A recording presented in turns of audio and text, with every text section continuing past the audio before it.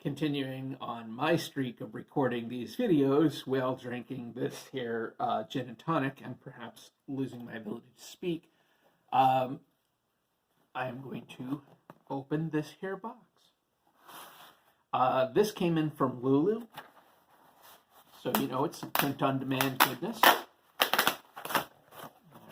I'm going to keep an eye out for any kind of paperwork that might give away who I am, my mysterious identity, which you can see in the name of my account. So first up from this box is, here we go.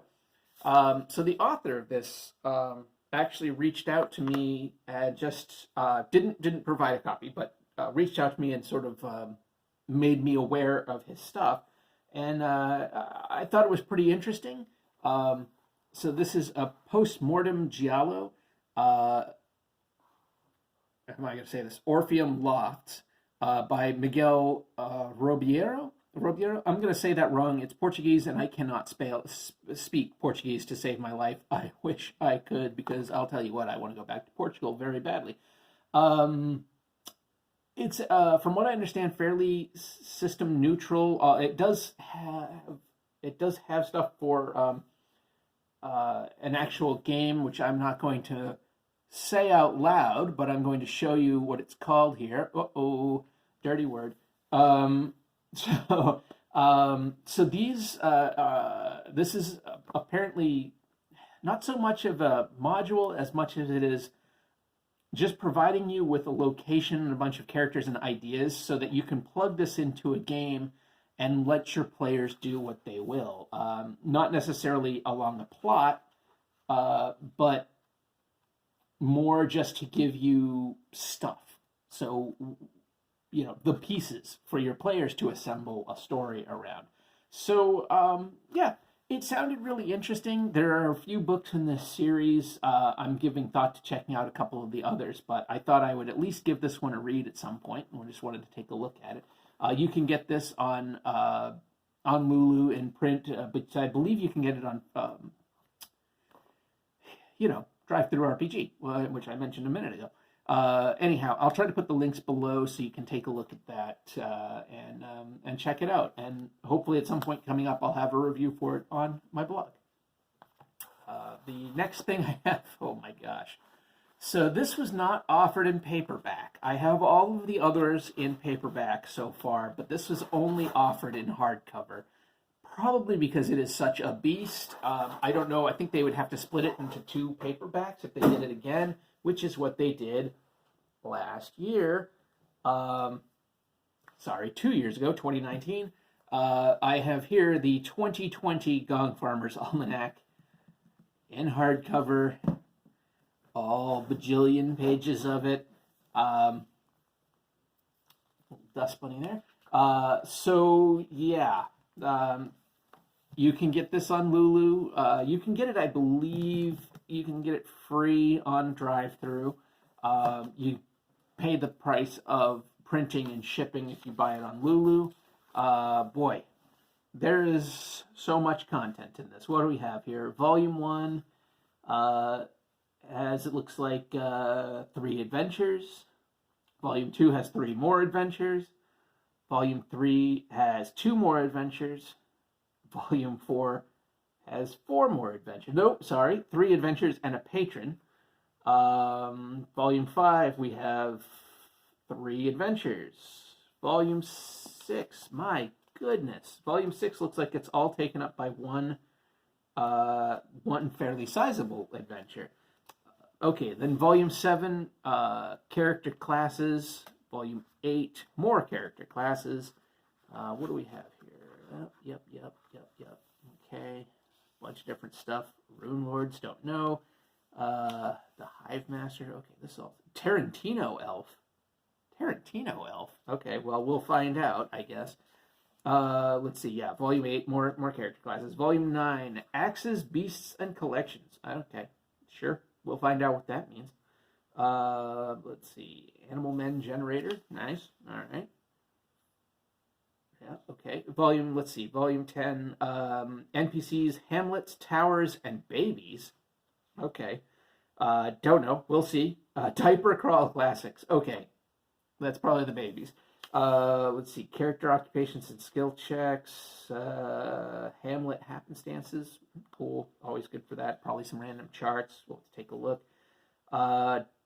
There's so volume 11 is all about dark trails, which I believe is the sort of Western hack. I hate using that word. I hate using the word hack, and there I am doing it. The Western variation of Dungeon Crawl Classics. Let's see. So volume 12, yeah, more of that. Volume 13's got a bunch of Mutant Crawl Classic stuff. Nice. Oh, some adventures. That's good. Volume 14, Mutants and Machines. So it looks like some classes and items, various things like that for Mutant Crawl Classics. Great. And then volume 15 and 16 as the 2020 Master Zine Index. So every time they put out one of these, they put in the Zine Index so you can, look up all kinds of stuff and it'll give you the references to all the different places where it's been published. And I think with Dungeon Crawl Classics, there's just so much because this game really seems to encourage a lot of home making, home scratch building of your own games and mechanics and settings.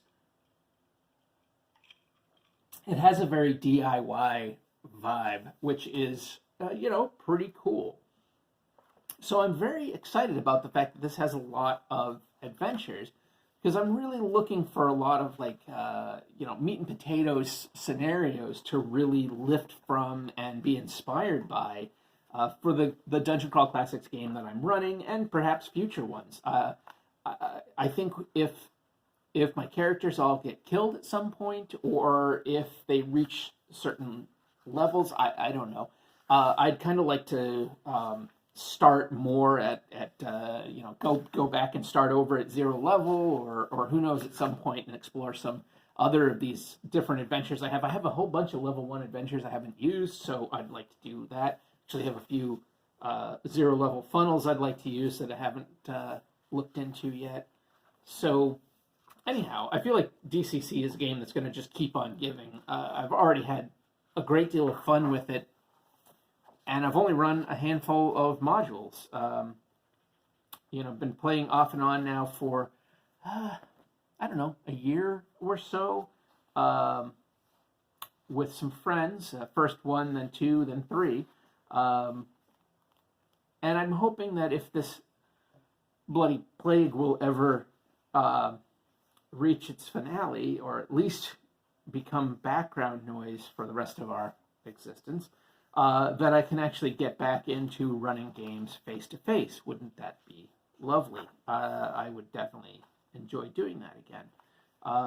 This looks like it just has a ton of information, which, of course, it would, because I can't remember how many pages it is, but I think it's like 700 or 800 pages, some ridiculous amount of pages. So, as you look